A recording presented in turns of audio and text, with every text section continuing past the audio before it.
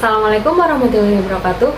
Hello everyone, I'm Haifara Susanto and today I'm going to talk about something we all experience every day, which is how men and women speak differently.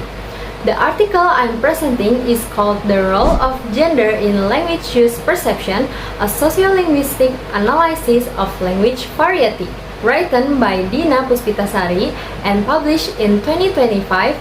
It's a study about university students and how their gender affect the way they talk. So here's the thing, have you ever noticed that your male friends and female friends talk differently? Maybe men use more direct language or women use more polite expression. This is exactly what this study is about. The problem is that even though we are talk about gender equality more than ever, men and women still use language in different ways. And the interesting part, we don't really know why this has happened, especially in Indonesia. Most of the famous theories about gender and language come from Western countries like America or England. So the researcher asked three simple questions. First, what causes these gender differences language? Second, how do things like environment, age, and familiarity affect how men and women speak? And the third, how does society view of each gender influence their language choice? This matters because if we understand this pattern, we can become more aware of our own communication habit. Plus, it helps teachers and students understand each other better in classroom. Now, how did the researcher actually do this study? She used what we call a descriptive qualitative approach. In plain English, that means she wants to describe and understand real language pattern, not just count numbers. She talked to 20 university students between 20 and 24 years old. These students were from IAIN Sorong and some were even the researcher's friend, which actually helps because people speak more naturally when they're comfortable. To collect the data, she used four methods. First, interview, which is having conversation with students. Second, voice recording, which is capturing how they actually speak. Third, observation or just watching and noting how people talk in different situations. And the last one, documentation or taking notes and keeping records. The best part, by recording real conversation, she got authentic language, not just what people say they do, but they actually do. Then she analyzed everything using sociolinguistic theory and compared her findings with other studies.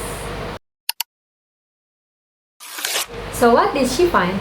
Three main factors cause gender-based language differences, and honestly, they make a lot of sense.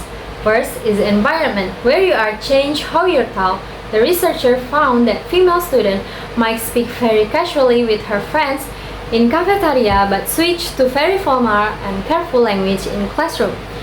The same goes to male student. Your surrounding literally shape your word.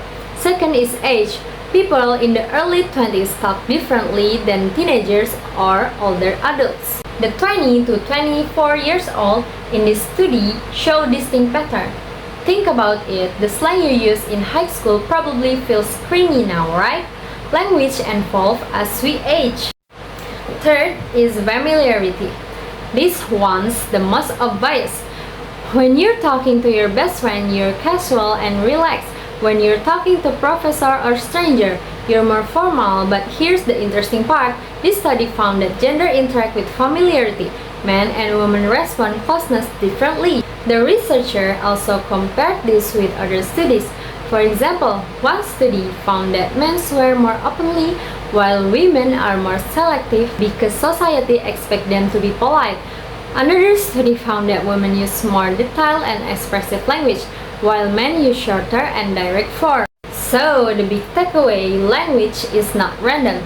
It's shaped by who we are, where we are, and who we are talking to, and gender is a big part of that picture. Now, let me be real with you. This article is interesting but it's not perfect. First of all, let me tell you what I like about this study. To begin with, the researchers feels real. Recording actual conversation is better than just asking how they talk. In addition, it's simple and easy to understand. Anyone could replicate this study. Another thing I appreciated is that it adds Indonesian voices to field that's often dominated by Western research. However, I also need to point out the weakness. The first weakness is the small sample. 20 students is not a lot. Can we really say all Indonesian students talk this way based on 20 people? Of course, we're not. Second, there's a bias alert, including friends in this study might have influenced the result. People act differently around the researcher they know. Third, there are no numbers. This is purely descriptive. There's no statistical test to confirm if the differences are actually significant or just coincidence. Finally, there's missing deep. The study tells us environment, age, and familiarity matter, but it doesn't fully explain how they matter differently in men and women. Now, let me talk about what's next. If I were doing follow-up research, I would like to study more students from different universities. I would also add statistical analysis, count how often certain papers appear. Another idea is to look at digital communication. How do men and women talk on social media? Lastly, I will compare different measures. Do engineering students and literature students speak differently? In conclusion, this article gives us great starting point, but there's so much more to explore. To conclude, gender absolutely influences how we use language. The way we speak is shaped by our environment, our age, and how close we are to the person we're talking to. This study reminds us that language is not words, it's social.